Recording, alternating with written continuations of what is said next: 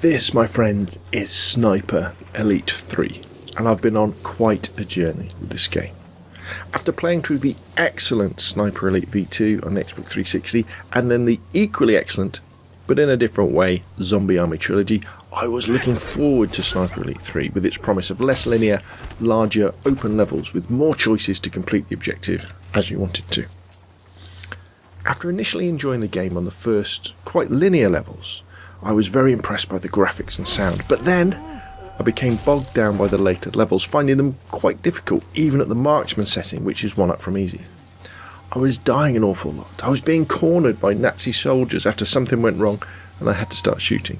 Or I was coming up against mazes of soldiers and armoured vehicles that I wasn't sure how to creep through. I persevered though, completing the game even though I had reservations about the overall story, and although I enjoyed the mechanics to a certain extent, I felt that I liked Sniper Elite V2 and Zombie Army Trilogy much better.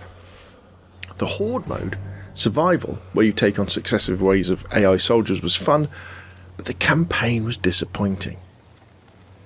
I left the game for a few days, thinking about how this review probably would be on the negative side, saying how the great sniping mechanic was let down by a poor story and an emphasis on stealth and melee kills that seemed to be at odds with the title of the game. It's like that as soon as you get down to sniping, which is why you play the game, you'd more than likely just get flanked and killed, which made the whole experience frustrating and just not fun. Then a few days ago, I came back to Sniper Elite 3. I ramped up the difficulty to Sniper Elite and restarted, and I've got to say that something clicked.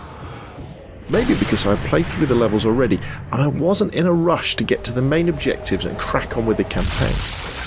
I was more willing to explore the massive levels and discover ways to take out the enemies without being heard or seen. And then when I wanted to change to sniping because it was the right tactic, or I'd made a mistake, or I just wanted a bit of sniping fun, the whole experience was much better and, dare I say it, excellent. Sniper Elite at its heart is a third-person tactical shooter with a very heavy emphasis on stealth, with large open levels that you can take on using the tactics you choose. But I think it plays best when you clear enough enemies from part of the level to give yourself a safe zone to fall back into, so that when you choose to get into a firefight, or are forced into one, or you just fancy getting into one, you can retreat, take up a safe position and snipe the enemies as they try and rush you. You need an awful lot of patience to play Sniper Elite 3. You need to save regularly, you need to use your binoculars to spot enemies, and you need to take your time. In the gameplay in this video you're seeing, I'm replaying Hellfire Pass, and it is fantastic to experience. Solo survival is like a game in itself. It's the Sniper Elite 3 experience distilled into its purest form, with squads of Nazis hunting you down while you move around the map trying to stay alive, take them out, or you're laying traps and topping up your ammo. Survival is the perfect Sniper Elite 3 fix for when you haven't got enough time to invest in replaying a level but still want to headshot some Nazis. Now, the game definitely has its issues. It does have some odd glitches every now and again, mainly relating to what's going on in the level as you kill enemies, and the AI can behave really stupidly at some times and very cleverly at others. Your inability to clamber over some rocks or obstacles seems odd.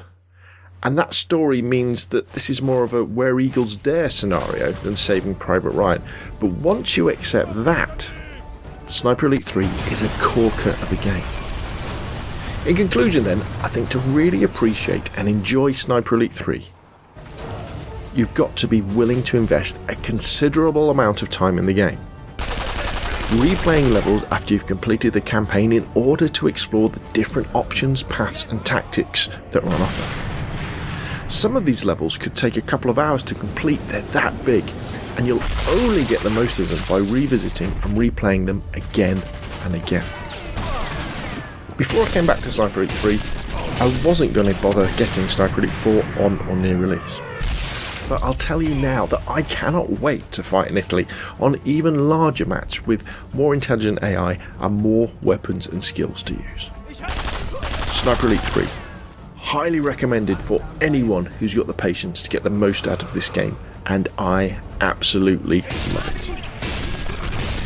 Okay, that's enough from me. Please put your questions and comments down below, hit like if you enjoyed the video, and subscribe if you'd like to see more of the same.